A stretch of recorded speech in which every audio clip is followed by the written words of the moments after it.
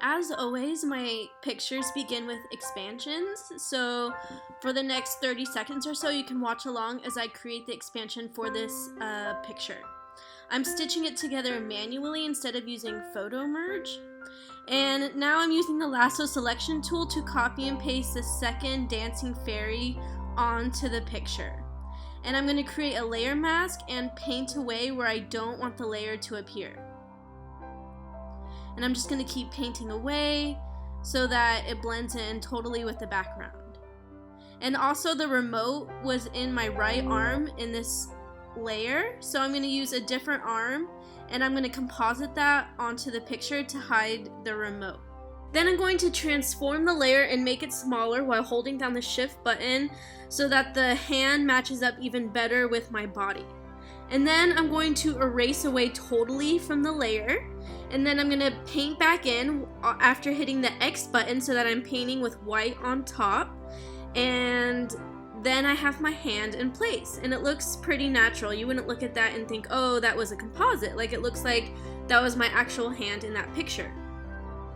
And after getting rid of some of the strings that were holding up the fairy wings to my body, I'm going to copy and paste a selection of my leg that I was raising in the air because I think it looks a little bit better than the original one I had in the main picture, and I'm just going to place that over where I want it to appear in the picture.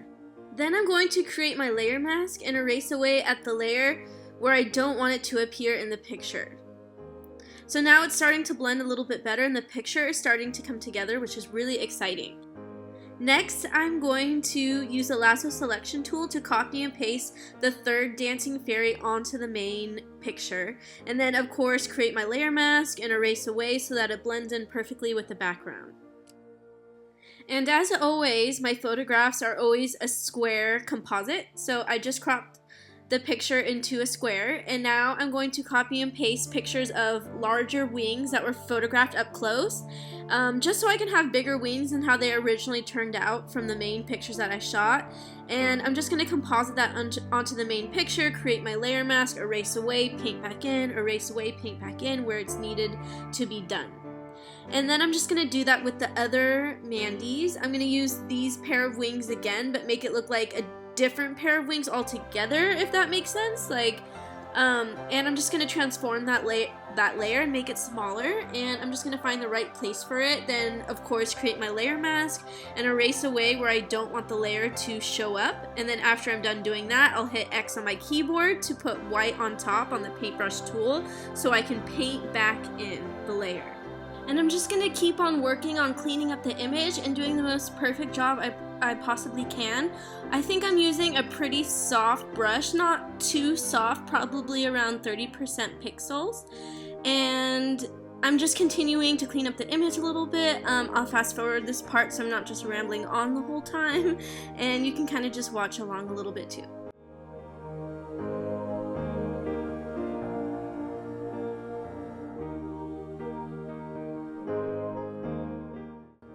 Now I'm using the lasso selection tool on a totally different picture of my left arm, just so I can cover up the arm where I'm holding the remote on the main picture.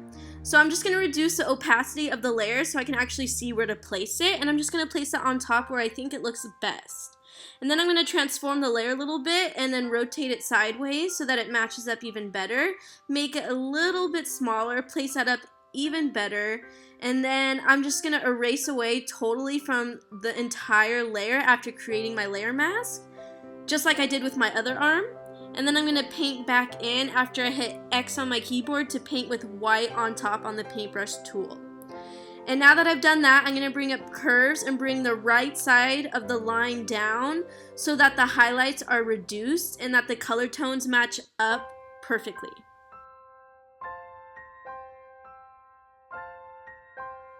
To make the fairy wings a lot larger on the first dancing fairy queen, I'm going to select the wings that are sticking out behind her, and I'm just going to transform that selection, make it larger, and then place that where I want it to be. And then after I do that, I'm going to create a layer mask and kind of just erase away at the edges so that it looks a little bit more clean and smooth, like the lines of the wings. And then I'll paint back in where it's necessary. And then also to make the wings larger on the bottom, I'm going to do the same thing, and I'm going to select the wings and hit copy and paste. Then transform the selection, make it larger, stretch it out, and place it where I want it to be. Then of course I'm going to create my layer mask, and with black on top I'm going to paint away the layer where I don't want it to appear, and just kind of do the best job I can do to make the composite look as natural as possible and not like composite-y, if that's a word. And as you can see, when I'm going around the thumbs and things like that, I have a really small brush. And now for this fairy wing, I'm going to do the same thing and hit copy and paste after selecting it, then stretch it out and make it bigger after transforming it, and then placing it where I want it to be.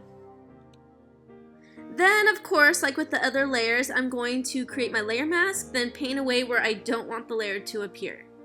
And then I'll hit X to bring up white on top, not to sound redundant or anything, but the same steps just get repeated over and over in this process.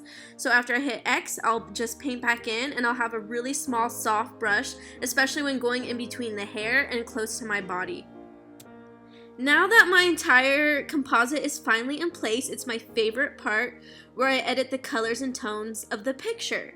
So as I'm doing now, I just use a lasso selection tool to create a circle around the 3 dancing fairies, my subjects in the middle, and then I redefine the edge to make it soft, and now I'm using curves, like I'm on the red channel, I'm on the green channel, and the blue channel, and I'm editing those channels individually and just kind of messing around with the points on the lines to try and find the best artistic kind of feel and the coolest colors that I'm kind of going for.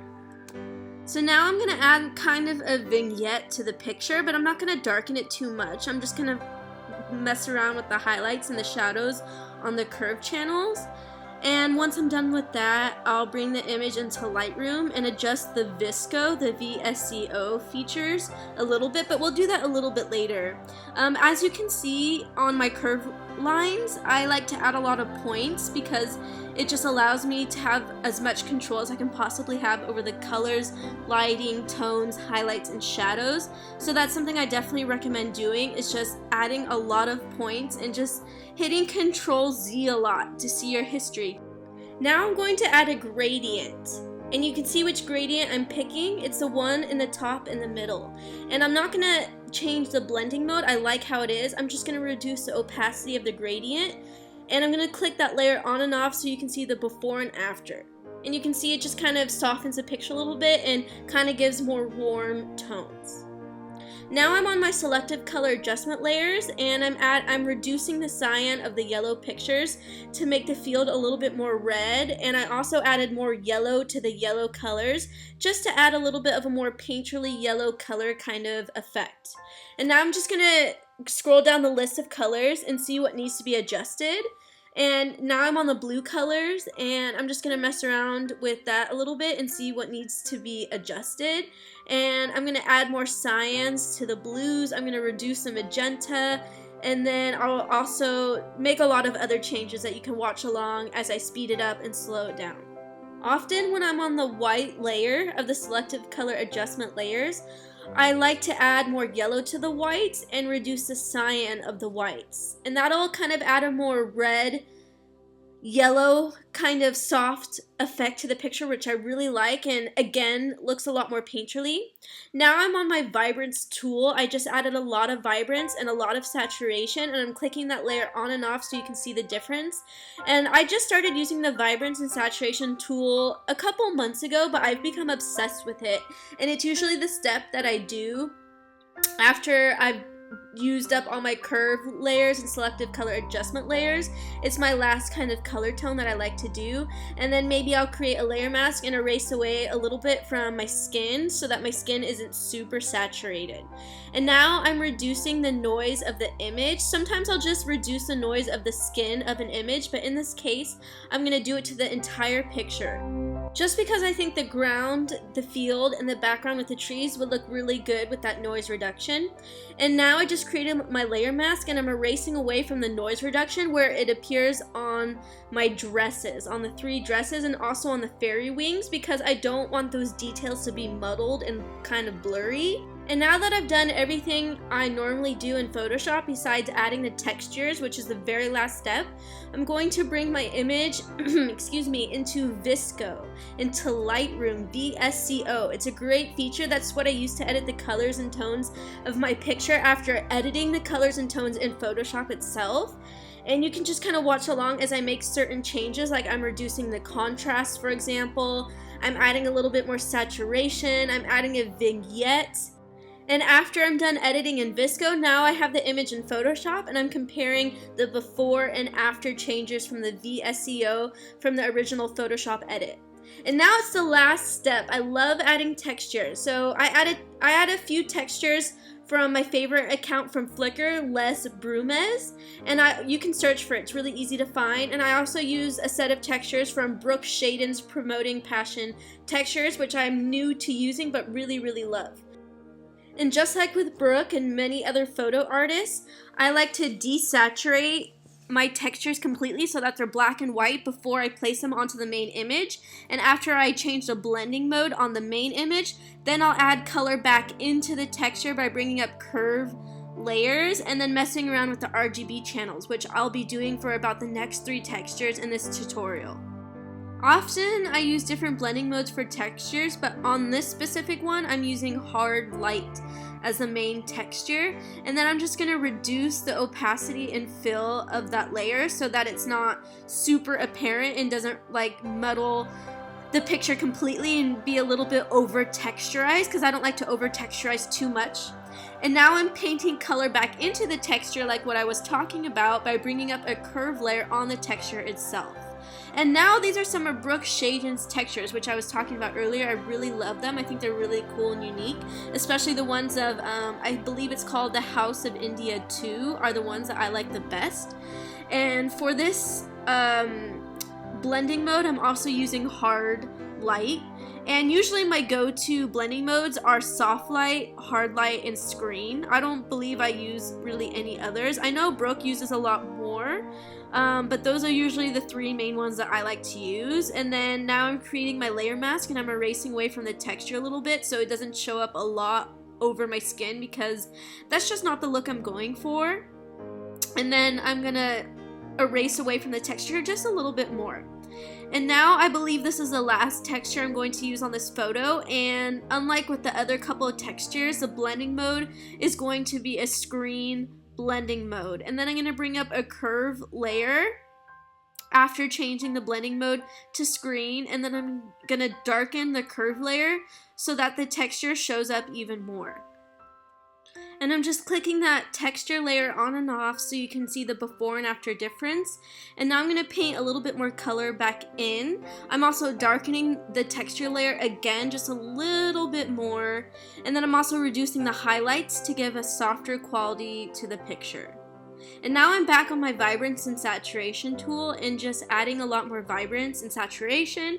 And then I'm going to go in on my layer mask and just erase away at my skin a little bit so that it doesn't appear overly saturated.